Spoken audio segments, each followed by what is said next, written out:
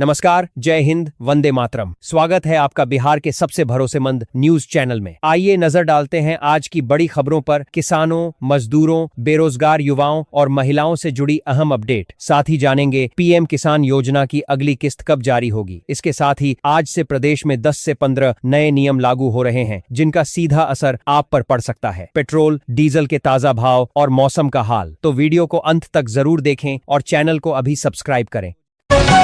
मुख्यमंत्री सम्राट चौधरी ने प्रदेश की कानून व्यवस्था को लेकर बेहद कड़ा रुख अपना लिया है। उन्होंने पुलिस मुख्यालय को साफ निर्देश दिया है कि जो भी अपराधी पुलिस को चुनौती दे रहे हैं, उन्हें 48 घंटे के भीतर करारा जवाब मिलना चाहिए। मुख्यमंत्री ने कहा है कि सुशासन की बहाली उनकी पहली प्राथमिकता है और इसमें किसी भी तरह का कोई समझौता नहीं किया जाएगा। सरकारी कामकाज के लिए जारी एक नए नोटिफिकेशन को लेकर प्रदेश की राजनीति में सरगर्मी तेज हो गई है। मुख्य विपक्षी दल राष्ट्रीय जनता दल यानी आरजेडी ने सरकार से तीखा सवाल पूछा है कि क्या राज्य में कोई उप मुख्यमंत्री नहीं है। आरजेडी का दावा है कि सरकारी सूचनाओं में डिप्टी सीएम का जिक्र न होना एक गंभीर प्रशासनिक लापरवाही है, जिस पर सरकार को जवाब देना चाहिए। मुख्यमंत्री ने आम जनता की शिकायतों के निपटारे के लिए अधिकारियों को सख्त चेतावनी दी है। सहयोग शिविर के दौरान बड़ा फैसला लेते हुए उन्होंने कहा कि अगर 30 दिनों के अंदर किसी शिकायत का समाधान नहीं हुआ तो 31वें दिन संबंधित अधिकारी को अपने आप निलंबित मान लिया जाएगा। इस कदम का उद्देश्य सरकारी दफ्तरों में काम की रफ्तार को बढ़ाना और जवाबदेही तय करना है। पश्चिम बंगाल के बड़े नेता शुवेंदु अधिकारी के निजी सहायक की हत्या के तार अब बिहार से जुड़ रहे हैं। बंगाल एसटीएफ की टीम ने बक्सर जिले में बड़ी कार्रवाई करते हुए एक कुख्यात अपराधी को अपनी गिरफ्त में लिया है। जानकारी के अनुसार यह अपराधी हत्या के बाद बिहार में छुप कर रह रहा था, जिससे अब पूछताछ में कई बड़े खुलासों की उम्मीद जताई जा रही है।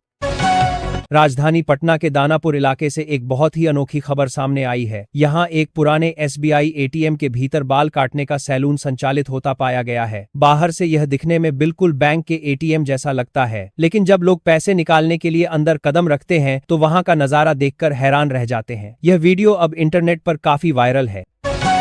अंतर्राष्ट्रीय स्तर पर ईरान और अमेरिका के बीच चल रहे तनाव का असर अब सीधे तौर पर पटना के निवासियों की जेब पर पड़ रहा है। कच्चे तेल की वैश्विक कीमतों में उछाल आने के कारण राजधानी में रसोई गैस, सीएनजी और पीएनजी के दामों में बड़ी बढ़ोतरी कर दी गई है। इस अचानक आई महंगाई ने आम आदमी के मासिक बजट को पूरी तरह से बिगाड़ कर रख दिया है।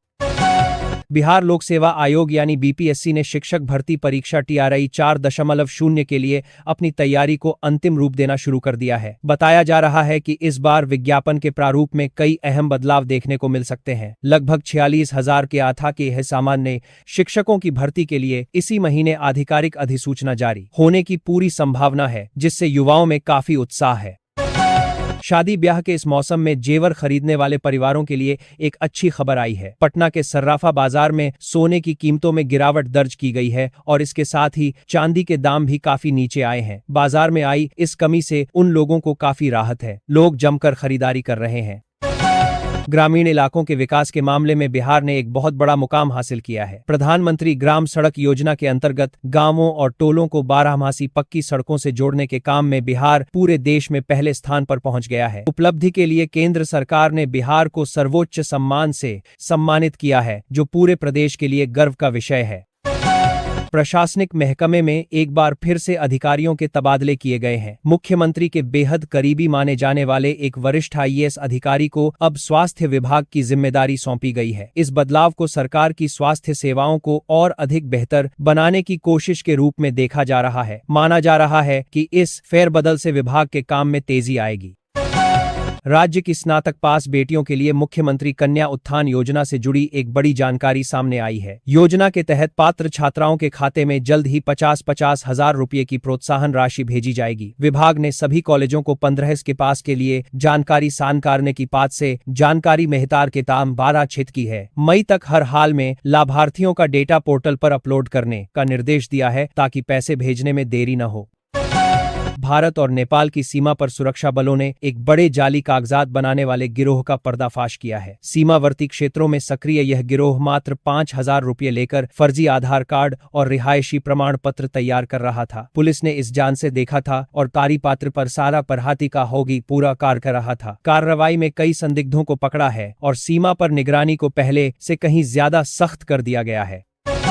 मौसम विभाग की ओर से बिहार के 19 जिलों के लिए येलो अलर्ट जारी किया गया है। अगले कुछ घंटों में इन इलाकों में तेज आंधी के साथ भारी बारिश और बिजली गिरने की आशंका जताई गई है। बताया जा रहा है कि हवा की रफ्तार 50 किलोमीटर प्रति घंटे तक हो सकती है। किसानों और आम लोगों को खुले स्थानों पर न जाने की सलाह दी गई है। बिहार पुलिस में भर्ती होने का सपना देख रहे युवाओं के लिए अच्छी खबर है। पुलिस मुख्यालय ने 20,937 सब इंस्पेक्टर पदों पर बहाली की मंजूरी दे दी है। इसमें से 50% पदों को पदोन्नति के आधार पर भरा जाएगा, जबकि बाकी पदों के लिए नई सीधी भर्ती निकाली जाएगी। इसके साथ ही ट्रैफिक विंग में भी नई नियुक्तियां की जाने वाली हैं। जमीन की खरीद और बिक्री में होने वाली धोखाधड़ी को खत्म करने के लिए सम्राट सरकार ने एक नया पोर्टल शुरू किया है। अब खरीदार जमीन की रजिस्ट्री कराने से पहले ही उस जमीन का पूरा ब्यौरा और असली मालिक की जानकारी ऑनलाइन देख सकेंगे। इस व्यवस्था से बिचौलियों का खेल खत्म होगा और आम जनता को अपनी गाढ़ी कमाई सुरक्षित रखने में बड़ी मदद मिलेगी। शिक्षा मंत्री मिथिलेश तिवारी के एक वायरल वीडियो को लेकर प्रदेश की राजनीति में काफी गर्माहट देखी जा रही है। वीडियो में महिलाओं की शिक्षा को लेकर की गई कुछ टिप्पणियों पर विपक्षी दलों ने गहरा ऐतराज जताया है। हालांकि मंत्री पक्ष की ओर से इसे आस के साथ मिलाकारा है, नाहुक से पाले है, पुराना और काट छांट किया हुआ वीडियो बताया गया है। लेकिन विपक्षी दल इस मुद्दे पर लगातार हमलावर बने हुए हैं। मुजफ्फरपुर की मशहूर शाही लीची अब बहुत जल्द देश के बड़े शहरों के बाजारों में उपलब्ध होगी। रेलवे विभाग ने लीची को सुरक्षित और जल्दी पहुंचाने के लिए विशेष लीची एक्सप्रेस ट्रेन चलाने का निर्णय लिया है। यह स्पेशल ट्रेन 15 मई से शुरू हो सकती है। इस सुविधा से लीची उत्पादक किसानों को काफी फायदा होगा और उन्हें अपनी फसल की अच्छी कीमत मिल पाएगी। वैश्विक बाजारों में जारी अनिश्चितता का असर अब भारतीय शेयर बाजार पर भी गहरे रूप में दिख रहा है। ईरान और अमेरिका के बीच बढ़ते तनाव की वजह से निवेशकों में घबराहट है, जिसके चलते सेंसेक्स और निफ्टी में भारी गिरावट देखी गई है। इस बाजार की मंदी के कारण बिहार के भी हजारों निवेशकों को काफी आर्थिक नुकसान उठाना पड़ा है और बाजार में तनाव है। राज्य सरकार ने अपने कर्मचारियों और पेंशन पाने वाले लोगों के लिए एक नई डिजिटल लोन योजना की शुरुआत की है। अब सरकारी कर्मी बिना किसी एजेंट की मदद के अपनी सैलरी के 30 गुना तक का कर्ज सीधे बैंकों से प्राप्त कर सकेंगे। सरकार ने खुद इसकी गारंटी लेने का फैसला किया है, जिससे कर्मचारियों को लोन मिलने की प्रक्रिया काफी सरल और तेज हो जाएगी। भारतीय जनता पार्टी के विधायक रंजन कुमार को जान से मारने की धमकी मिलने के बाद उनकी सुरक्षा को लेकर कड़े इंतजाम किए गए हैं। किसी अनजान व्यक्ति ने फोन पर विधायक को AK-47 से हमला करने की बात कही है। पुलिस इस मामले में सर्विलांस की मदद से आरोपी की तलाश कर रही है और विधायक के आवास पर अतिरिक्त सुरक्षा बल तैनात कर दिए गए हैं। पटना के नागरिकों के लिए आज का दिन खास है, क्योंकि मंदिरी नाले पर बनी आधुनिक सड़क और नवीन सिन्हा पथ का आज लोकार्पण होने जा रहा है। 115 करोड़ रुपए की भारी लागत से तैयार यह सड़क राजधानी की ट्रैफिक व्यवस्था को बदल देगी। इससे नेहरू पथ से JP गंगा पथ तक जाने वाले लोगों को जाम से बड़ी राहत मिलेगी और समय की भी बचत होगी।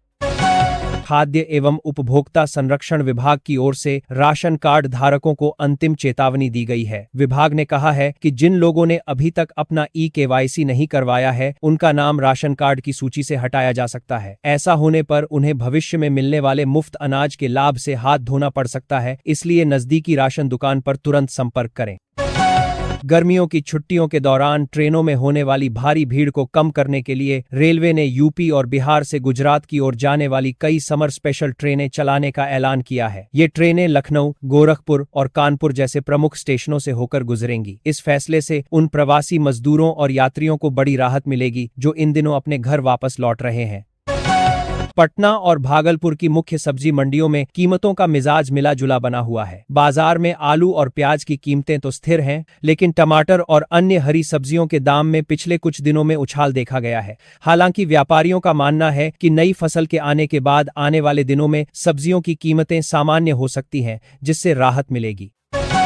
बिहार में नशीले पदार्थों के अवैध कारोबार को जड़ से मिटाने के लिए प्रदेश की पहली एंटी नारकोटिक्स टास्क फोर्स का गठन कर दिया गया है। यह विशेष दल अत्याधुनिक उपकरणों और संसाधनों से लैस होगा। इसका मुख्य उद्देश्य अंतर्राष्ट्रीय सीमाओं से होने की पसदर करने की कारिनी की जैरेज विले एंटी नारकोटिक्स टास्क फोर्स का गठन कर दिया गया है। वाली तस्करी को रोकना और नशा बेचने वाले गिरोहों के नेटवर्क को पूरी तरह से तबाह करना है, ताकि युवा सुरक्षित रहें। केंद्र सरकार की ओर से पेट्रोल और डीजल की कीमतों में की गई मामूली कटौती पर कांग्रेस नेता राहुल गांधी ने कड़ी प्रतिक्रिया दी है। उन्होंने इसे प्रधानमंत्री का केवल एक उपदेश बताया और कहा कि सरकार जनता की समस्याओं को सुलझाने में पूरी तरह नाकाम रही है। राहुल गांधी के इस बयान के बाद बीजेपी के नेताओं ने भी उन पर पलटवार करते हुए इसे राजनीति बताया है। मुजफ्फरपुर जिले से एक बहुत ही हैरान करने वाली सामाजिक घटना सामने आई है, जहां एक पिता ने अपनी जीवित बेटी की ही अर्थी निकाल दी। बताया गया कि बेटी ने परिवार की मर्जी के खिलाफ जाकर विवाह किया था, जिससे नाराज होकर पिता ने उसे हमेशा के लिए मृत मान लिया। इस घटना ने पूरे इलाके के लोगों को झकझोर कर रख दिया है और यह चर्चा का विषय है। अवैध रूप से हो रहे बालू और पत्थर खनन को रोकने के लिए राज्य सरकार अब अधिकारियों को हाईटेक बनाने जा रही है। खान विभाग के जांच अधिकारियों को अब बॉडी वॉर्न कैमरे दिए जाएंगे, जिससे छापेमारी की हर गतिविधि पर मुख्यालय से नजर रखी जा सके। इस तकनीक के आने से भ्रष्टाचार पर लगाम लगेगी और जांच प्रक्रिया में अधिक पारदर्शिता सुनिश्चित की जा सकेगी। बिहार में 11वीं कक्षा में प्रवेश लेने वाले छात्रों के लिए एक जरूरी खबर है। OFSS पोर्टल के माध्यम से इंटर नामांकन के लिए पहली चयन सूची जारी कर दी गई है। जिन छात्रों का नाम इस पहली लिस्ट में आया है, उन्हें 15 मई तक अपने पसंदीदा कॉलेजों में नामांकन की प्रक्रिया पूरी करनी होगी। इसके बाद बोर्ड की ओर से अगली लिस्ट की तैयारी की जाएगी।